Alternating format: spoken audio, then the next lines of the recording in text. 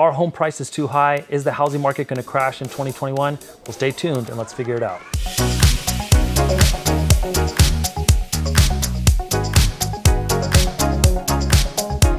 So today we're going to get into what has happened so far in 2020, what we can look forward to in 2021, and how to find opportunities in all of this. So about 8 months ago, I put out a video that talked about, the facts that were facing the housing market, different factors, and what I believed was going to happen.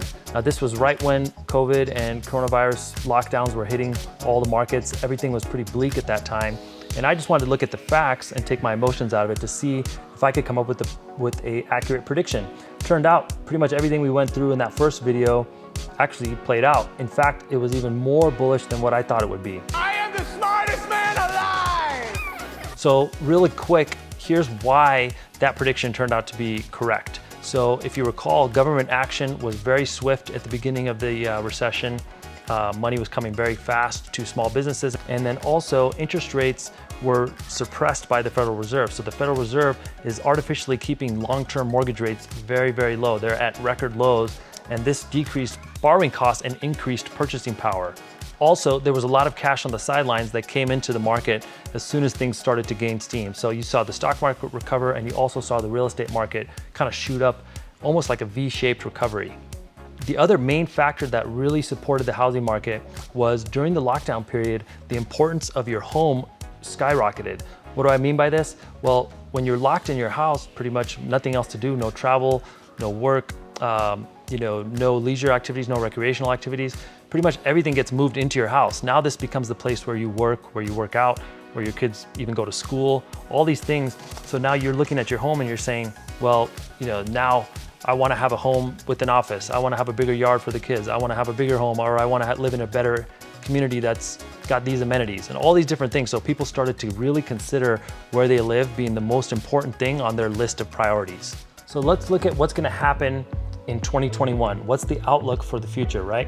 Most analysts are predicting between 2 and 7% of appreciation for the coming year, depending on what market you're in. Now, there's a few exceptions where prices may remain flat or even depreciate, but for the majority of the markets that we're in, we're looking at appreciation. Now, my personal outlook when I review all the facts is that home prices are gonna see the top end of that appreciation range if you're in one of the high growth markets. What do I mean by that? Well, there's 5 states that are experiencing extreme population growth and job growth, and those are Idaho, Nevada, Utah, Texas, and Arizona. So in those markets where we are looking at all the data, the number of people moving into those cities is increasing significantly, and also the job growth in those cities is going up. So there's not enough homes in those markets to address the amount of people coming into those markets, and that's really putting a floor underneath prices and causing prices to shoot up. The next thing we're going to look at is supply. So supply right now is at a 40-year low. That means the inventory, the number of homes for sale, especially in those hot markets, has never been lower. What's happening is people are staying in their home, they're improving their home, they're staying put, right? Or they're reshuffling, maybe moving from one to another, but there's just not enough new inventory. Now, home builders are trying to play catch up, right? They're building at a rapid pace, putting out as many new homes on the market as possible, but they didn't anticipate this level of demand, so they're just trying to play catch up. It's gonna be at least a couple years before they can have enough inventory to be considered fully supplied or oversupplied. As of right now, we're still in a very undersupplied category. The current markets that we're looking at are between 1 and 2 months of inventory, which still represents a very strong seller's market. The next thing we're going to look at is interest rates. So interest rates right now are at all-time historic lows. What that's done is increased the buyer's purchasing power. So buyers today are looking at, in certain cases, an increase of $100,000 or more in purchasing power for the same monthly payment that they were looking at a year ago. That's huge when you're looking at buying a home. So now when you're looking at paying an extra $20K for a property, it's not going to cost you much more as far as monthly payment goes, so you're willing to use debt to make up that difference. The Federal Reserve has said that they're going to keep short-term rates low and artificially keep long-term rates low as well through 2021. So for the next year or so, we haven't seen any hint that they're going to start increasing rates. Now, if they do release any information, you should see rates start to rise pretty quickly.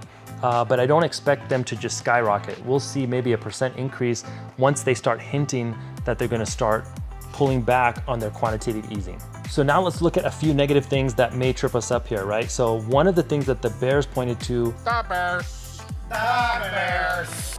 that was going to cause housing prices to fall was the amount of people that were in default or in forbearance. So what happened was, in the beginning of the crisis, many people requested that they could have a temporary forbearance, meaning they can't bank their mortgage payment because they've received a decrease in income or they've stopped earning their income due to COVID. What happened was a lot of those people just requested it just in case, but then their income came back, so now they're back to making their payments. For the few people, the small category that is still in forbearance or in default, of those people, 80% of them have 20% or more equity. So what that means is if you're facing a default on your loan and your home may go into foreclosure, you could just simply list the house and sell it because you're not going to walk away from tens of thousands, maybe even hundreds of thousands of dollars of equity. So the initial fears about the forbearance loans going into foreclosure and then tanking the housing market are completely unfounded.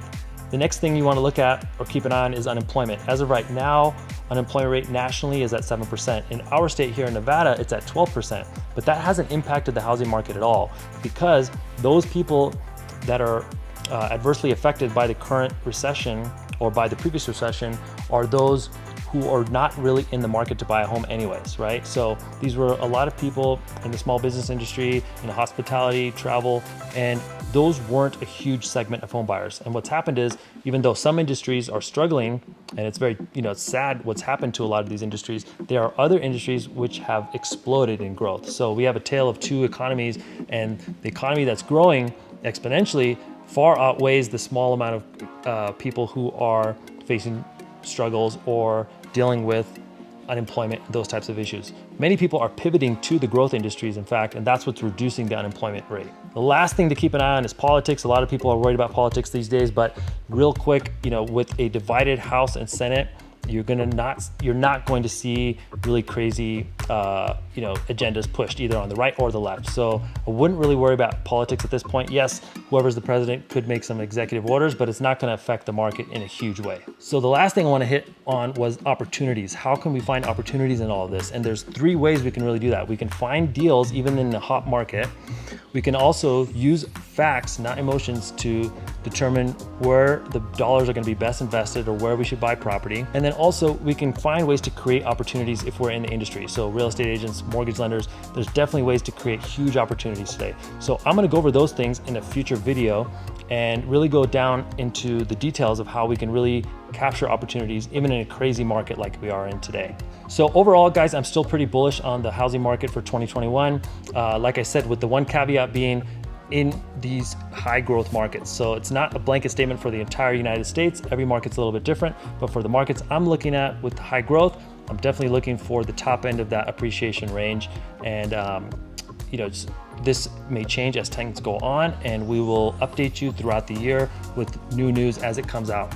So that's all I got for today. If you guys have questions or comments, or if you don't agree with what I'm saying, leave comments below and I will address it on the next video. Until then, see you guys later.